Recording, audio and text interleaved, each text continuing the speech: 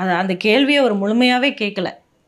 அதானின்னு சொன்ன உடனே அவருக்கு வேறு மாதிரி ஆகிப்போச்சு. அதனால் அவர் இம்மீடியட்டாக அந்த இடத்துல இருந்து நகண்டு போகணுன்னு தான் நினச்சி தான் இந்த அவசரமான பதில் தான் இது. அவர் அவருக்கு வேலை இல்லை, சும்மா அறிக்கை விட்டுட்ருப்பார் அப்படின்னு சொல்லிட்டார். அவர் பெரிய மூத்த தலைவர்.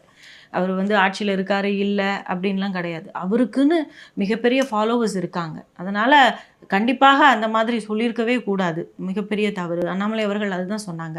மூத்த தலைவர். மேலும் அதானி அம்பானி அவர்களை வைத்து அரசியல் செய்தது முழுக்க திராவிட கட்சி, திராவிட மாடல். இன்றைக்கி அதானியோடு அவர்களை கனெக்ட் பண்ணி பேச ஆரம்பித்த உடனேயே இன்றைக்கி வேறு மாதிரி ரியாக்ட் பண்ணுறாங்க. அதனால் அவர்களுடைய தவறை மறைப்பதற்காக இந்த இமீடியட் ஸ்டேட்மெண்ட்டு அது இன்றைக்கி ரொம்ப பிரளயமாயிருக்கு. மன்னிப்பு கேட்கணும் அப்படின்னு சொல்கிறாங்க. என்னதான் இருந்தாலும் அவர் ஒரு மூத்த தலைவர் இல்லையா? அவருக்குன்னு எக்கச்சக்கமான லேக்ஸ் அண்ட் லேக்ஸ் ஃபாலோவர்ஸ் இருக்காங்க. அவர் ஒரு நல்ல பொசிஷனில் இருக்கக்கூடிய மனிதர். அவரை மதித்து நாம் அவர் அறிக்கை விடுறது, இப்போ நீங்கள் எதிர்கட்சியாக இருக்கும்போது நீங்கள் விடாத அறிக்கையா?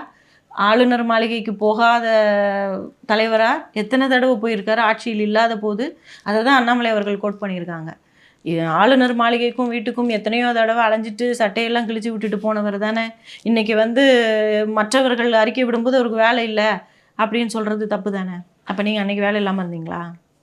அதனால் கருத்துக்கள் எல்லாருமே சொல்லலாம். நீங்கள் சொல்லலாம், நான் சொல்லலாம், எல்லாருமே சொல்லலாம். அதற்கு நீங்கள் முடிஞ்சால் பதில் சொல்லுங்கள், இல்லைன்னா போங்க. அதற்காக அவர் வேலையில் சும்மா அறிக்கை விட்டுட்ருப்பாருன்னு சொல்கிறது முழுமையாக தவறு தான்.